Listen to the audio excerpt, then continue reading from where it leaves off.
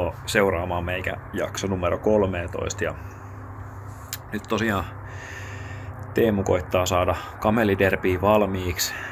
Ja mulla on ollut hyvää aikaa tässä testailla omaa pyörää. Ja on tullut about 6 tuntia testiajoa sillä ajettua. Kaikki on toiminut ihan ok, ei ole ollut mitään suurempia murheita sen kanssa. Ja päätin, että puran sen palasiksi nyt ja katson, että onko jotain kulumaa tai jotain merkkiä jostain vaurioista. Ja ajattelin, että samalla kun se on purettu, niin koneistan moottorin akseliin uudet boorit. Eli siinä oli kiilauraa aikaisemmin. Ja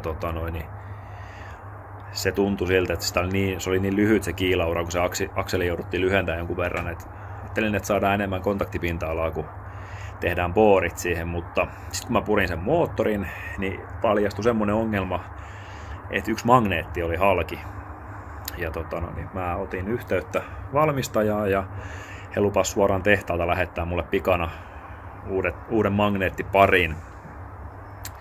Ja niitä mä nyt sit odottelen, että saan sen magneetin, niin sit pääsee kasaan taas pyörään.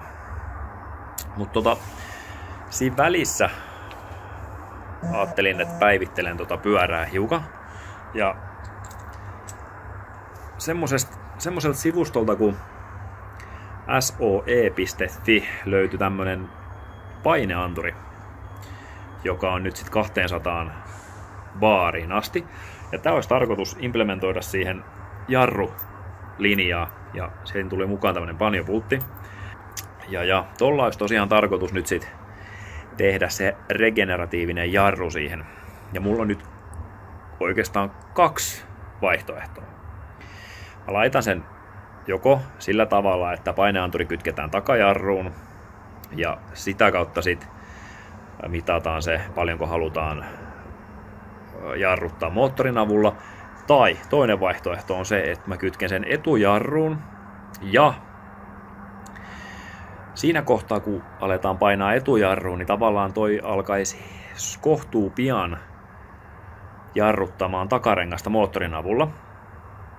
Ja siinä kohtaa, kun etujarru alkaa nappaamaan kiinni, niin meillä olisi jo about 50%, en tiedä, jonkun verran kuitenkin takajarru voimaa käytössä. Että tavallaan se olisi niinku onpas mut paskaset sormet, se on epoksi, kun mä oon tehnyt akkupakettia. Kuitenkin tavallaan niin kuin olisi yhdellä jarrukahvalla saatais aktivoitua kummatkin jarrut. Mä en tiedä, onko siinä mitään järkeä, mutta jotenkin se kuulostaisi tehokkaalta. Mut nyt, jos ne olisi kummatkin tavallaan yhdessä ja sillä saavutettaisiin maksimaalinen jarrutusteho, jos hyödynnettäisiin kummatkin jarrut, en tiedä, ehkä se on kokeilemisen arvoinen juttu. Katsotaan mitä tapahtuu. Mä luultavasti kytken tämän anturin siihen ja etujarrukahvaan. Ja mä en nyt kuitenkaan pääse vielä testaamaan ennen kuin mä saan ne magneetit ja moottorin kasattua. Mutta käydään katsoa vähän sitä moottoria, miltä se näyttää ja mitä ne boorit näyttää. Elikkä täältä löytyy nyt tämän verran klappia kaiken kaikkiaan. Toi toisioakseli ratas pyörii tuohon akseliin nähden. Se on alkanut hakkaamaan pyöreäksi ton rattaan booreja. Tuossa ketjussa itsessään on ihan hirveä välys. Ja tuommoista liike tekee takarengas.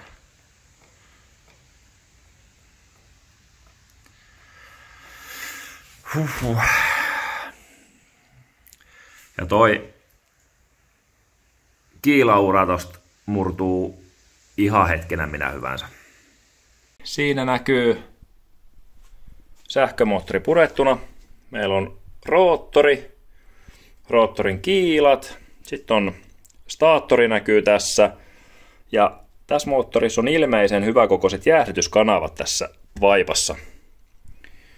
Naamataulu, aakerit ja tässä on sitten akseli, mihin toi roottori tarvii painaa paikoilleen. Ja siinä näkyy nyt noi boorit, mitkä on koneistamolla tehty tohon. Passaa suoraan tommoseen kaupasta ostettavaan rattaaseen, eli on helppo vaihtaa välityksiä sit jatkossa. Tuolla on vähän O-rengasta, millä saadaan tää vesikanava tiivistettyä, ja seekerirengasta, millä sit saadaan toi roottori lukittua tuohon akselille. Ja nyt täytyy kyllä sanoa, että se meni sinne todella kivuttomasti paikoilleen. Eli mulla oli tämä akseli oli kylmässä, tää oli lämpimässä, niin se loksahti kuin kuuma veitsi voihin. Huomasin muuten, että tässä on roottorissa on yksi halkinainen magneetti, ja se ei ole haljennut meikäläisellä. Ja tää nyt odottaa sitten tosiaan tässä, että saadaan toi yksi magneettos. Sen jälkeen pääsee kasaamaan tämän ja taas vähän hertelemään. No niin, mä tässä aikani kuluksi nyt kun odottelen sitä magneettisettiä saapuvaksi, niin aloin päivittelemään akkua hiukan ja tulostin tämmösen välikannen tähän kennojen päälle, mihin nyt sitten menee tää Ant BMS hyvin, istuu paikoilleen. Ja sitten mä oon tehnyt tuolle Gigavakin kontaktorille tommosen alumiinilevyn, että se vähän hohtaa lämpöä sinne. Ja se olisi tarkoitus nyt sitten, tai itse asiassa toi välikansi ja toi alumiinilevy olisi tarkoitus nyt valaa epoksilla kevyesti kiinni ja samalla vähän lurauttaa tonne johtoihin, BMSn kennomonitorointijohtoihin vähän tai epoksia. Ja niin tuolla näkyy, on tulostettu, tai printtasin tommoset, mitkä noin nyt on sulakeholderit, eli sieltä saa sitten virtalukolle kierrätettyä sulakkeen kautta. Ja ne on integroitu kaikki tähän välikanteen, niin on sitten helppo. Ja sulake tulee tuohon, siitä johdonpätkällä kontaktorille ja tonne nurkkaan tulee semmonen kulmabusbaari, mutta ennen kuin mä rupean sekoittelemaan epoksiin, niin mä käyn kolvaamassa sen paineanturin johdot, koska mä tarvin siihen myös ihan pienen tilkan epoksia, niin mä käyn nyt kolvaamassa ne, ja ne johdot on tässä.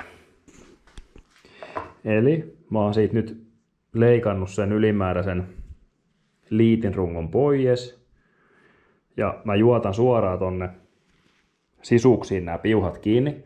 Sen jälkeen mä laitan teipin tähän ympärille ja valaan epoksilla siihen semmoisen suojatörön, koska mihin mä mahdoin heittää se alkuperäisen johtoliittimen. No kuitenkin se on melkein näin korkea se liitin itsessään, niin tästä tulee vähän semmoinen radioittavan mopon näköinen, jos sen siihen jättää. Ja se vaikutti vähän epätukevalta, niin tehdään näin, jos vaikka kestäisi sitten paremmin.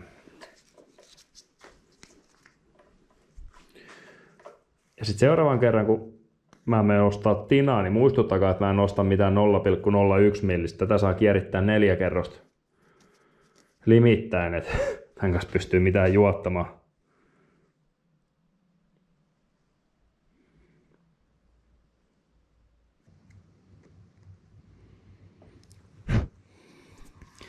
Ei saa jäädä säikeitä vapaaksi sisällä.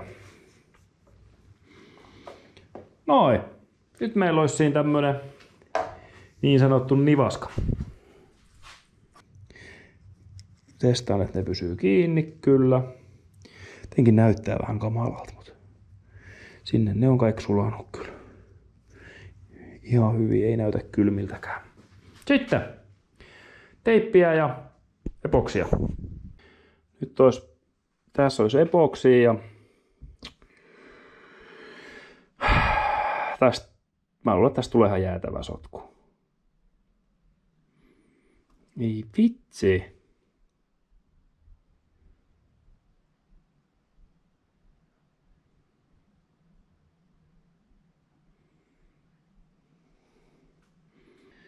Hyvin pienet tipat siihen noin.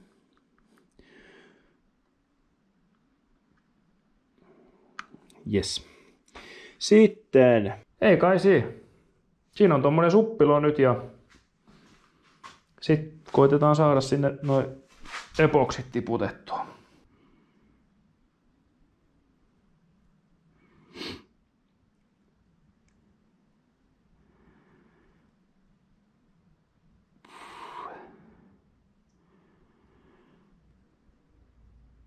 Noin. Ei paha ensikertalaisella. Luultavasti se valuu pian täältä jostain välistä kaikki pois. Perkele. Jos se vaikka siinä pysyisi. Sen jälkeen pikku teippaus ja se on siinä ihan hyvän näköinen anteeni. No niin. Katsotaan mitä meikäläisen viritykset eilen illalla onnistu.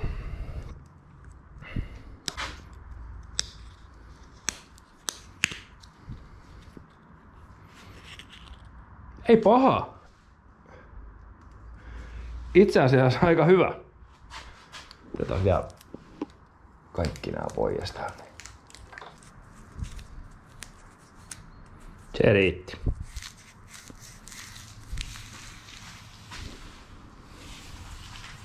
Noin. Se olisi siinä. Ja totta kai sit vielä tarvii muistaa se. Tuli Kiinasta pieni paketillinen tämmöisiä näyttöjä, mitkä näyttää akun jännitteen varaustason ja olisiko ollut lämpötila vielä. Olisi tarkoitus tänne vasemman käden puolelle johonkin tuohon. 3D-mallin taas semmonen pidike ja lykätä tää siihen. Täytyy katsoa, jos sit saisi joku järkevän näköisen tehtyä. Seuraavaksi tarvii tehdä jarrupaineanturin liitäntä tonne Sevconin päähän. Ja vesipumpulle tarvii laittaa liitin ja kytkeä toi DC-DC-muunnin. Eli voisin näyttää tosta nopeasti. Tommonen DC-DC-muunnin tuli isoloitu. Ja tää pystyy 5 ampeeria antaa 24 volttia pihalle. Niin tähän tarvii liittimet tehdä ja kytkeä se tonne paikoille. Mutta tää on aika kompaktin kokoinen, eikä ei paina paljon. Ja sit se alkaisikin olla sit oli se vasemmanpuolimmaisen syylläri alumiinisuoja, se tarvii tehdä myöskin. Mutta tässä oli tämmönen näpräysjakso ja tosiaan Teemun kanssa tehtiin semmonen linjaus, että jatkos kaikki jaksot on englanniksi myös meikäläisen jaksot, mutta mä aion tehdä silti suomenkieliset tekstitykset siihen, niin on sit helpompi seurata, jos ei Lontoa välttämättä taitu tai sit meikäläisen ääntämisestä ei saa mitään selvää, kun se on semmoista mongertamista, mut ei mitään, näillä mennään seuraavaan jaksoon.